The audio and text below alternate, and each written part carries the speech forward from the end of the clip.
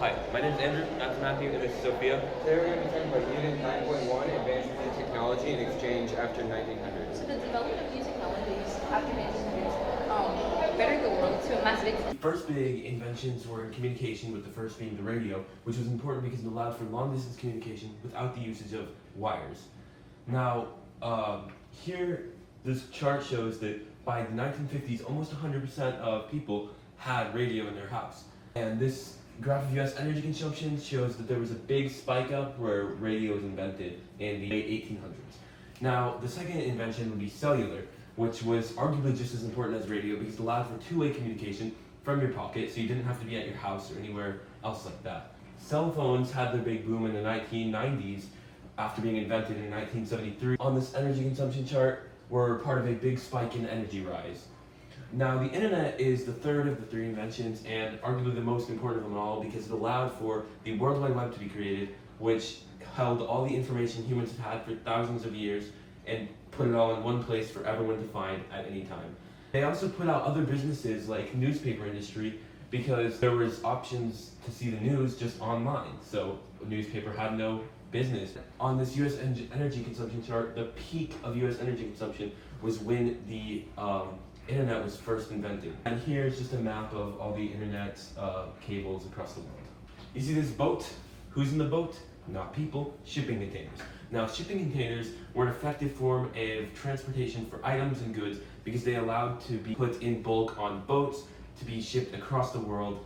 And in just this top company, there were over 4.1 million shipping containers, which each hold hundreds of different things. Now, see this plane? Who's in the plane?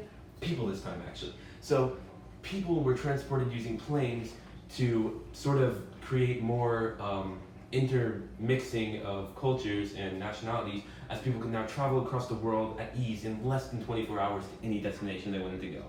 The Green Revolution was the advancement to the modern crop in order to reduce hunger. Scientists and engineers worked to advance the revolution to where it is today. As you can see, new crops are much more productive than old crops, which led to an increase in production while price remained stable. Scientists use crossbreeding and selective breeding to increase the plant productivity and resistance, and advancements of farming technology and machines. Chemical and genetic modifications enhanced even further the plant's ability to produce and survive. They also created better fertilizers and pesticides to help the plants grow and thrive. Unfortunately, these advancements did not come without a price. Many farmers could not afford the new technology, making them obsolete and forcing them to sell their land to bigger farms. Large areas of trees were cut down and burned to make room for new farms. And because the farms now took less people to manage, many people lost their jobs. There is also the aspect that pesticides and fertilizers could do damage to the soil and the environment. Because petrol was at such a high, it needed to evolve. First thermal cracking and then catalyst cracking eliminated much of the waste and production increased. Petrol is also used in many everyday products, but it is a non-renewable resource like coal, natural gas, and oil, so its use and production causes pollution and acid rain. Also, nuclear energy. It was not conceived as power until the first nuclear reactor in 1942, and now provides nearly 20% of the power to the US. It also releases very few greenhouse gases and is relatively safe, though it often has a stigma of being dangerous from events like Chernobyl and Fukushima, as well as needing a location to store radioactive waste. Other renewable energy sources are solar, wind, hydro, and all the rest.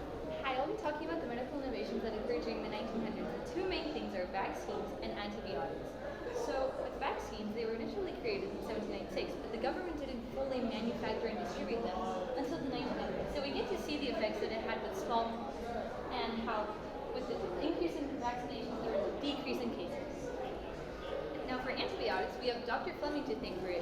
He created penicillin, which was on accident, but it completely destroyed the bacteria that came along with the disease, which helped during the war with soldiers.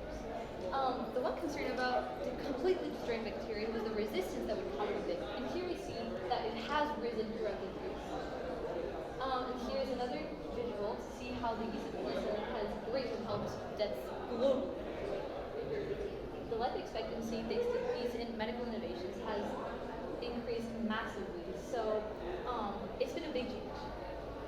Now we have birth control. So Margaret Sanger, she was a nurse, and she was concerned about the self-induced abortions that were causing many deaths in women. So she wanted to do something about it, and she started birth control, but it was known as contraceptives and was illegal at the time.